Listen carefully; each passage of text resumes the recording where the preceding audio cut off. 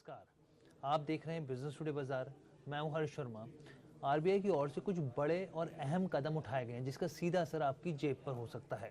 RBI ने loan और ब्याज की गलत वसूली को लेकर नए आदेश जारी किए हैं। ये नियम तत्काल प्रभाव यानी कि 29 अप्रैल 2024 से ही प्रभावी हो चुके हैं। यहाँ पर केंद्रीय बैंक ने नए नियमों को जो नया नाम दिया है वो भी काफी दिलचस्प है, जिसका नाम है fair practices code for lenders and charging of interest. अब इसका मतलब क्या है, इन नियमों का आप पर क्या असर होगा, इन सब पर बात करने के लिए हमारे साथ मुकेश पांडे जी हैं जो कि मैनेजिंग डायरेक्टर हैं rupepaisa.com के। सर, आपका बहुत बहुत स्वागत है बिजनेस टुडे बाजार में। नमस्कार नमस्कार, थैंक यू। तो सर, सबसे पहले ये बताइए सर कि लोन डिसबर्समेंट को लेकर किस तरीके के कदम आरबीआई की तरफ से उठाए गए। देखिए, जो आरबीआई ने ये जो नए नियम या नए कानून बैंकों को और एनबीएफसीज को बताए हैं, अमूमन ये देखा गया है कि कोई भी बॉरोवर कोई भी किसी भी तरीके का लोन लेता है तो जनरली बैंक जो है वो डेट ऑफ एग्रीमेंट से या डेट ऑफ सैंक्शन से या ओटीसी करके वो एक अपने लोन को अपने बुक्स पे डिसबर्स कर देते हैं। और किसी भी कारणवश वो जो पेमेंट है वो क्लाइंट को डिले मिलता है, वो हो सके 1 हफ्ता डिले हो, 10 दिन डिले हो। बट जो इंटरेस्ट का जो चार्ज है, जो कैलकुलेशन ऑफ इंटरेस्ट होता है उस लोन के ऊपर में, वो डेट ऑफ डिसबर्समेंट या डेट ऑफ एग्रीमेंट से ही बैंक चार्ज करना शुरू कर देता है। तो ये एक प्रैक्टिस आया है, एक ये अनाउंसमेंट आया है जिसके अंदर में बैंक जब तक पैसा बोरोवर के अकाउंट में नहीं पहुंचेगा आप उस पर इंटरेस्ट चार्ज नहीं कर सकते। ये एक बहुत बढ़िया कदम है बैंक के तरफ से, आरबीआई बैंक के तरफ से, जो कि बहुत ही ज्यादा एम्पावर करेगा किसी भी बोरोवर को उनके सही टाइम पे सही रेट ऑफ इंटरेस्ट पे उनका इंटरेस्ट चार्ज होना। दूसरा, कई बार ऐसा होता है।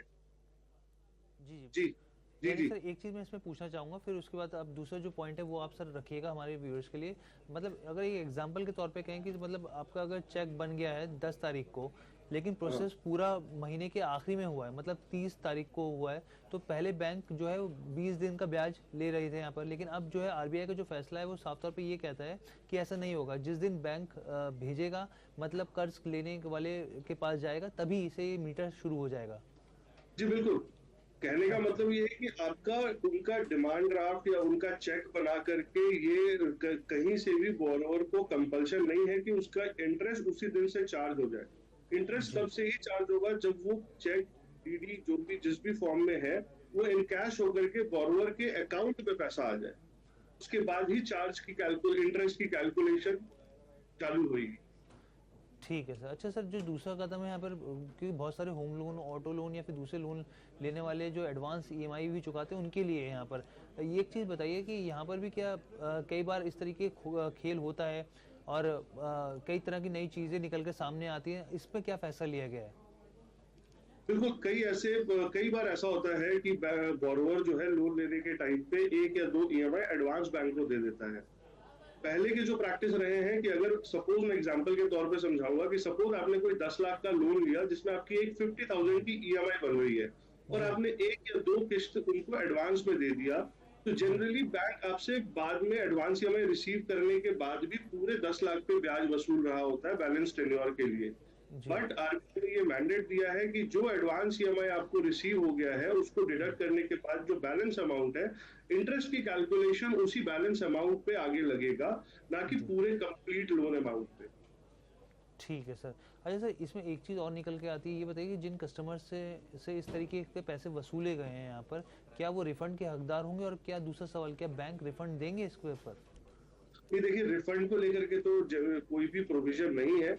ये नया नोटिफिकेशन आया है, तो आगे आने वाले जितने भी ट्रांजैक्शन बैंक करेगा या जो भी नए लोन बोरोवर्स लेंगे उनका जागरूक होना बहुत इंपॉर्टेंट है कि वो इन ऑप्शंस को जाने और अपने बैंक से किसी भी तरीके के लोन लेने से पहले ये समझ ले कि बैंक जो उनसे इंटरेस्ट चार्ज कर रहा है वो किस तरीके से चार्ज कर रहा है।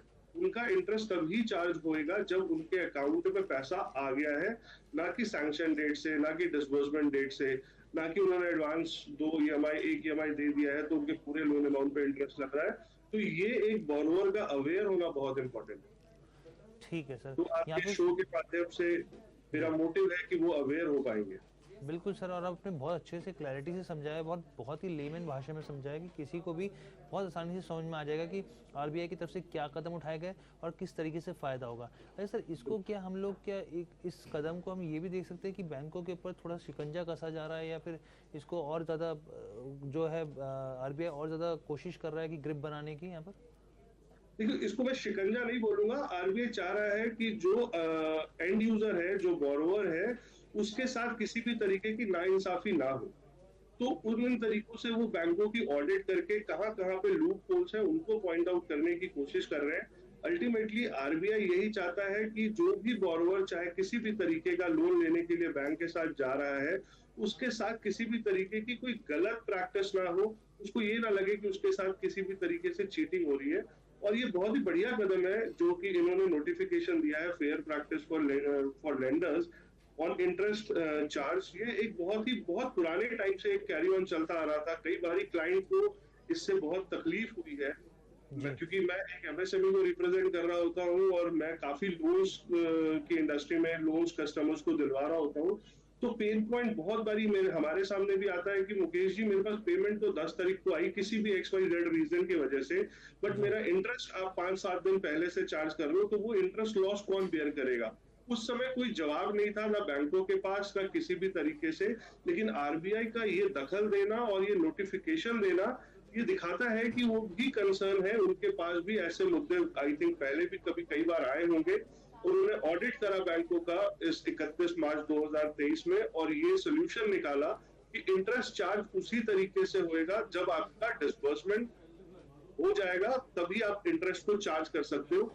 अनलेस अनटिल जब तक आपका केस डिसबर्स नहीं हुआ है, ये कहीं से भी कोई टर्म नहीं है कि जैसे हम लोग बैंकिंग इंडस्ट्री में कहते हैं कि हमने कुछ चीजों का अप्रूवल या वेवर लेकर के फाइनली केस डिसबर्स कर दिया है, लेकिन कुछ पेपर पेंडिंग है।